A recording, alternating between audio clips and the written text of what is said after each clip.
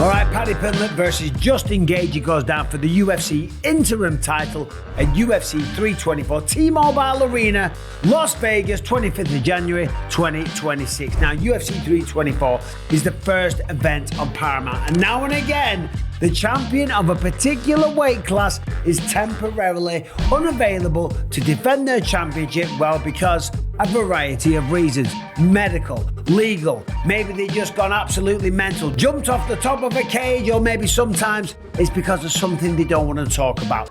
Next question, please. Thank you.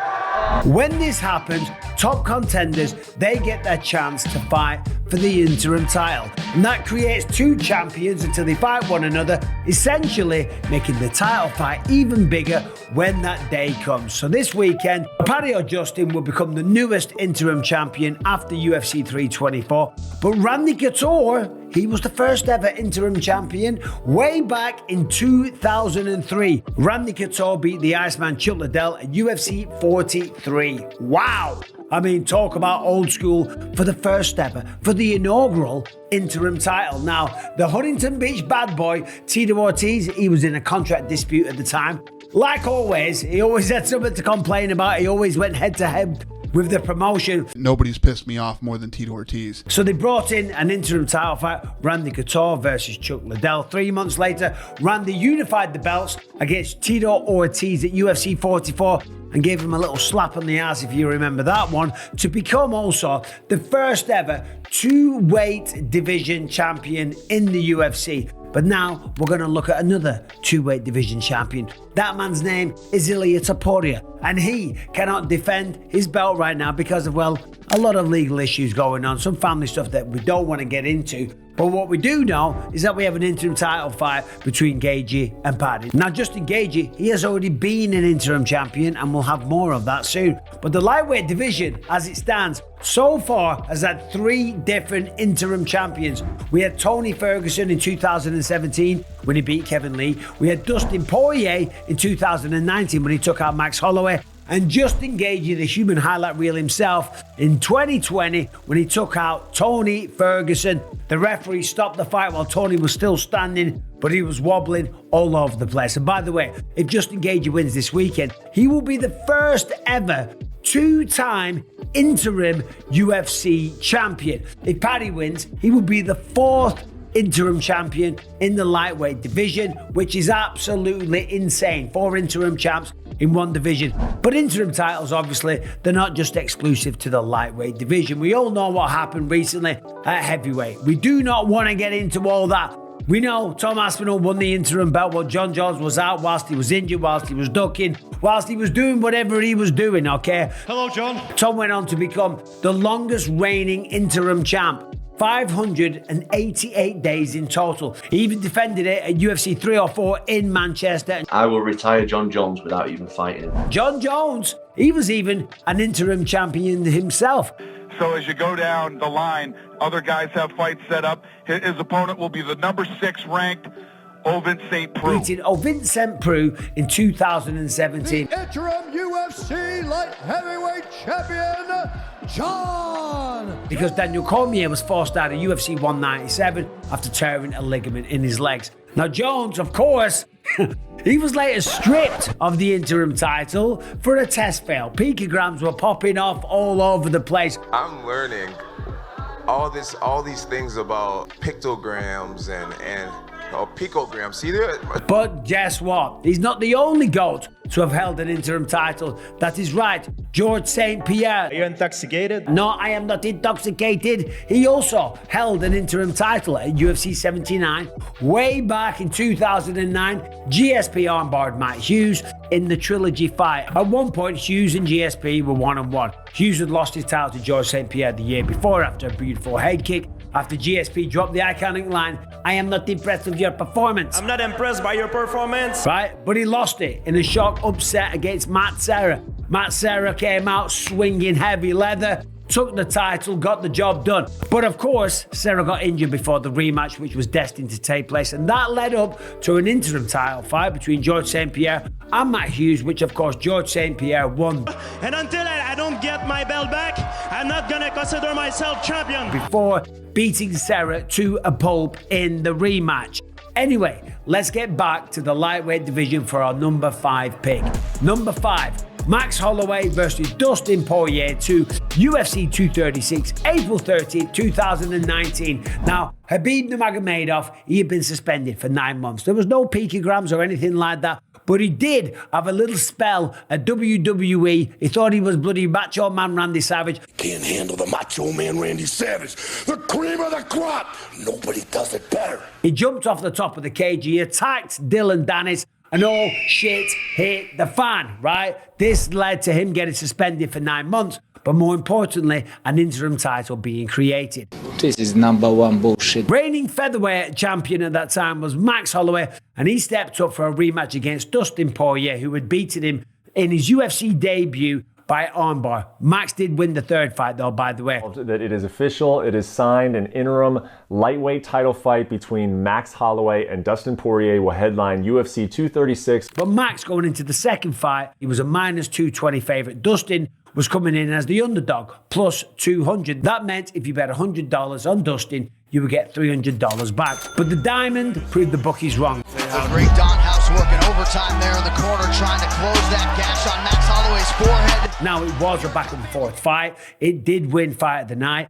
Dustin broke Max Holloway's 13-fight unbeaten streak. Dustin won his 4th straight performance bonus. And after winning the interim title against Max Holloway, he did attempt to unify them against Khabib Nurmagomedov at UFC 242, but unfortunately, nobody beat Khabib. That's why a lot of people have him down as the GOAT. He lost by a rear naked choke in round 3. Now, Dustin would get another 2 shots at the undisputed belt before eventually walking off with his Hall of Fame career. Of course, that would be against Charles Oliveira and Islam Makhachev, the current welterweight champion. Max, obviously, he would go back down to featherweight before eventually losing the belt to the great Alexander Volkanovski. Max, by the way, wasn't done at lightweight. He would then go back up. He would take out Justin Gaethje in a sensational fight and then face plant KO him and become the baddest mother in the UFC and just shock the world. And of course, he ain't done yet because he's fighting Charles Oliveira in March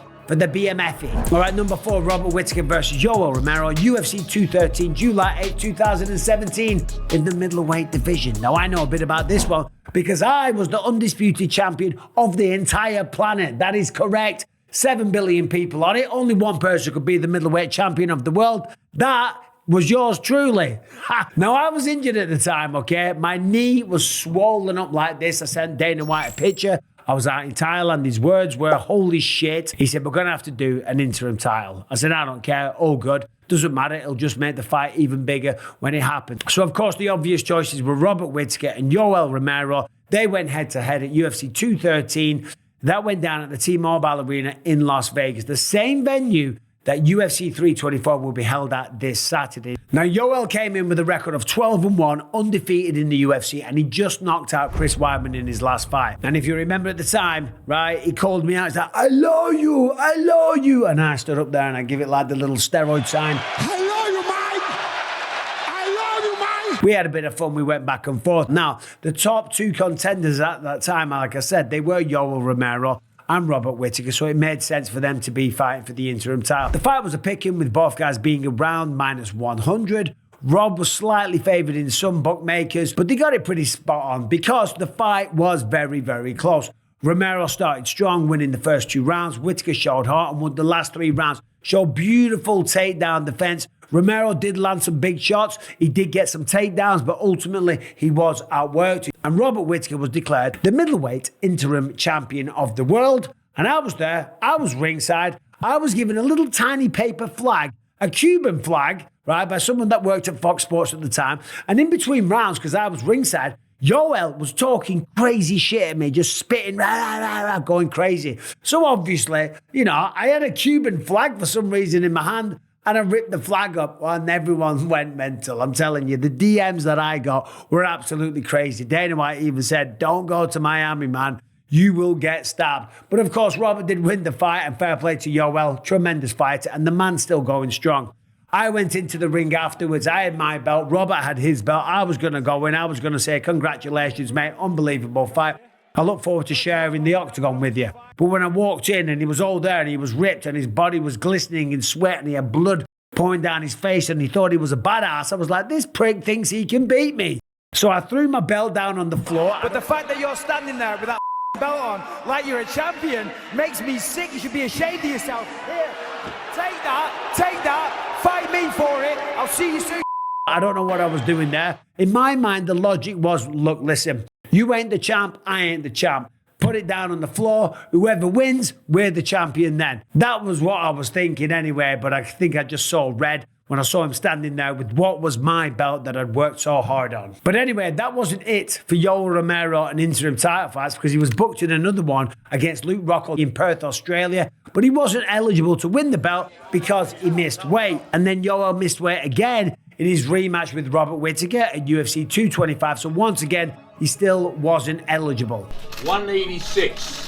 186. Number 3, Tony Ferguson versus Justin Gaethje, UFC 249, 10th of May 2020 in the lightweight division. Originally, UFC 249 was going to be Nurmagomedov versus Tony Ferguson, but as we know, those fights got cancelled about 1,000 times. It was to take place at the Barclays Center in Brooklyn on April 19th, and COVID-19 caused that to be moved to Jacksonville, Florida at the last minute. The COVID lockdown stopped Khabib from entering the country, so Justin Gaethje stepped in on short notice. Tony versus Khabib was actually scheduled 5 times, and Tony at that time was on a 12-fight winning streak. He was the former interim champion himself when he defeated Kevin Lee, and he came into the fight as a -250 favorite. Now, Justin was 4-2 in the UFC at that point. He was a clear underdog, but coming off 3 massive knockouts over James Vick, Barboza, and Donald Cerrone. Justin made that 4 stoppages in a row, and he also put the nail in the coffin for Khabib versus Tony. He gave Tony what some might call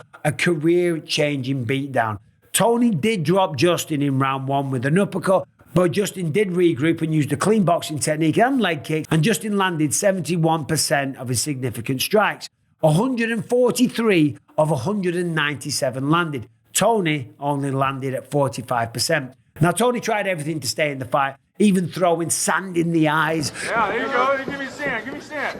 Justin stopped Tony in round 5 by a referee stoppage because he just couldn't take any more. The referee stepped in and saved him from himself because Tony Ferguson's got a gigantic heart. Now, Justin did go on to fight Khabib, and he lost in Khabib's retirement fight, Fight Island. Khabib beat 2 interim champs, of course, Justin and Dustin. But Justin has the chance once again at UFC 324 to win the interim title again. Will he go on to unify the belts against Ilia Topuria, or will he just retire? We don't know, but that brings us to number 2, Conor McGregor versus Chad Mendes, UFC 189, July 11th, 2015.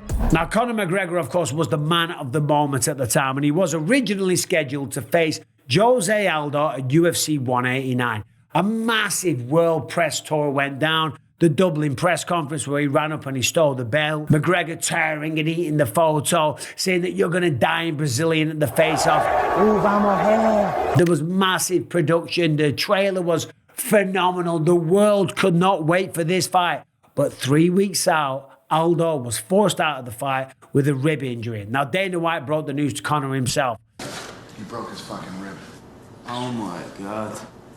So what happens now? We have a date September 5th here in Vegas, which just gives you another 7 weeks, and you can fight Aldo. The Aldo fight, that's September. Whether I'm going to take another one is the question. I knew that you would say That's that. what I thought. I knew you would say that. So, instead, Chad Mini Mendes on just 2 weeks' notice. Now, there was some funny back and forth trash talk. How tall are you, buddy? 5'9". All right. I'm 5'6". You're 5'4" at least. 3 inches taller than me, buddy. You should stand up because we can barely see you on the screen.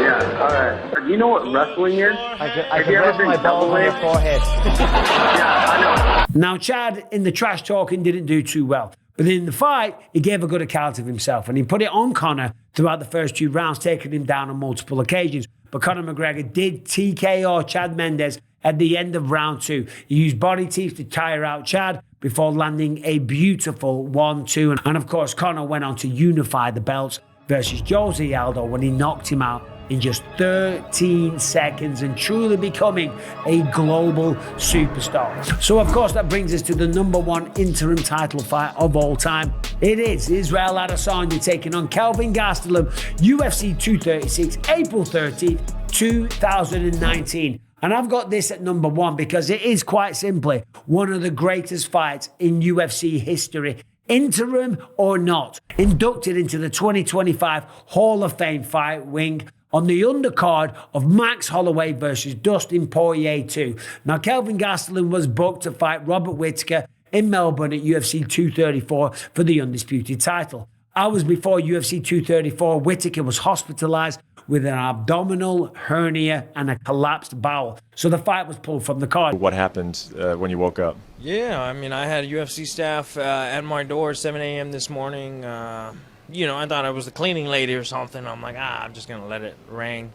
But no, it went ding, ding, ding, ding, ding. Now, Rob underwent emergency surgery. The doc said to him, if you don't have immediate surgery, you're going to die. But Rob thought, as serious as the surgery was and the illness, he said the overwhelming feeling was just that of embarrassment for pulling out of such a big fight. The man's a true warrior. You know, I'm going to be in here for a little bit longer, but I'll be back better than ever. So, co-main event, Israel Adesanya versus Anderson Silva. That became the main event. Israel Adesanya beat Anderson Silva and was now 16-0 in MMA, 5-0 in the UFC. Adesanya versus Gastelum was booked for the interim title at UFC 236, while Robert Whittaker recovered. And now, of course, this is before Israel Adesanya walked out like breakdancing. The man always put on a show, but this was also the moment where he truly broke out as a star.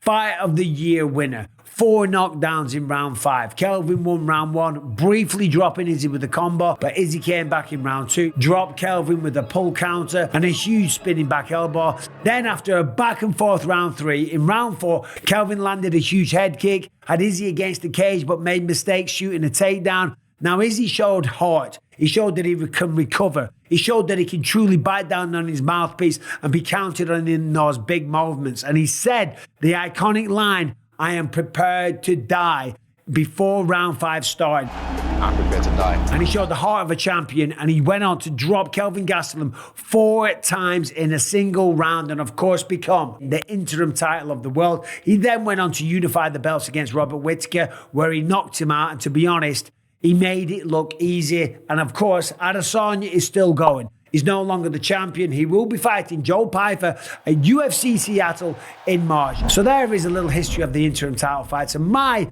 top 5 interim title fights of all time. But what do you think? Let me know what you think about the video in the comment section. Let me know what was your personal favorite interim title fight. And more importantly, who wins this weekend? Paddy or Justin? Thank you for watching. Subscribe and ring the bell.